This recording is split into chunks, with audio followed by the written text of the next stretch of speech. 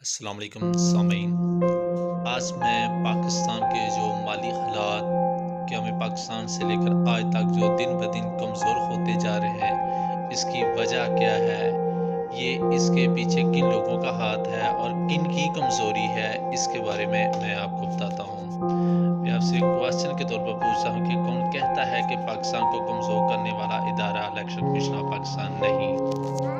میں آپ کو ایگزامپل کے ساتھ سمجھاتا ہوں۔ آپ کو فرض کریں آپ کو ڈرائیور کی ضرورت ہے، آپ کے پاس دو آدمی آتے ہیں، ایک غریب ہے اور دوسرا مالدار ہے۔ غریب اعلیٰ قسم کا ڈرائیور ہے اور مالدار نام کا ہی ڈرائیور ہے، مطلب کہ اس کو کوئی ڈرائیونگ آتی نہیں ہے۔ آپ کس کو اپنا ڈرائیور منتخب کریں گے، مالدار کو یا غریب کو؟ یقیناً آپ نے غریب کو ہی اپنا ڈرائیور منتخب کرنا ہے، کیونکہ آپ نے اپنی اور اپنی گاڑی کی بہتری کا ہی سوچنا ہے، نہ کہ آپ نے غریب اور امیر کو دیکھنا ہے۔ اپنی اور اپنی گاڑی کی بہتری کے لیے آپ نے چنا ڈرائیور، امیر اور غریب کو کیا نظر انداز۔ یہ تھا آپ کا اپنا ذاتی معاملہ۔ اور اب بات کرتے ہیں پاکستان کی۔ آپ کی اور آپ کی گاڑی کی جگہ اب ہم لیتے ہیں پاکستان کو۔ پہلے مجھے یہ جواب دیں جناب الیکشن کمیشن صاحبان، قومی اور صوبائی اسمبلی کے جتنے ارکان ہیں، کیا سب اپنی اپنی وزارت کے مطابق اس ادارے سے متعلقہ علمی ڈگری اور اعلیٰ تجربہ رکھتے ہیں یا نہیں؟ کیا سب لوگ ایماندار ہیں؟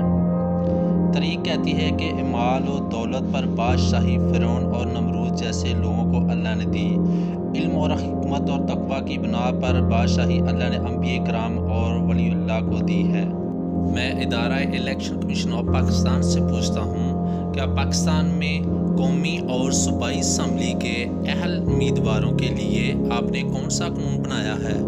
کیا وہ والا قانون تو نہیں جس کے مطابق نمرود اور فرعون جیسے لوگوں نے مالی طاقت کی بنا پر حکومت کی، وہ والا قانون بنایا ہے، یا قانون الہی پر عمل کر رہے ہیں جس کے مطابق انبیاء کرام اور ولی اللہ نے بادشاہی کی ہے؟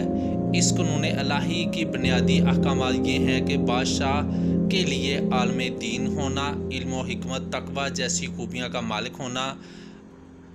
آپ کے ہاں کون سا قانون ہے اور کیسے لوگوں کو آپ کا قانون پاکستان میں حکومت کرنے کی اجازت دیتا ہے؟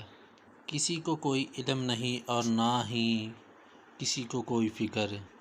اس کی وجہ یہ ہے کہ یہ پاکستان نہ تو ان کا ہے اور نہ ہی ان کے باوجود کا تھا، اس لیے یہ لوگ اپنی گاڑی کے لیے اچھے ڈرائیور، قابل انسان کو چن سکتے ہیں، لیکن پاکستان کو چلانے کے لیے ان کی نظر میں سب ڈرائیور ہیں، کیونکہ ان کو اپنی تنخواہ سے غرض ہے، نہ کہ پاکستان سے۔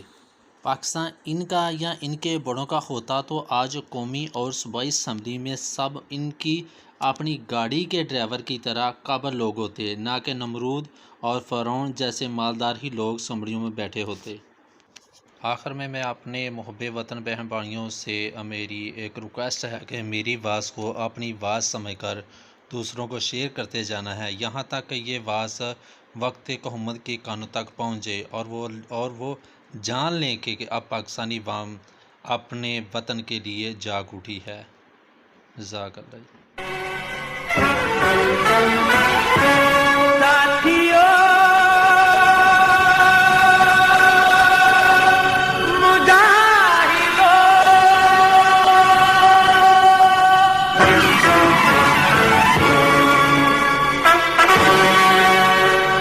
جاگ اٹھا ہے سارا وطن،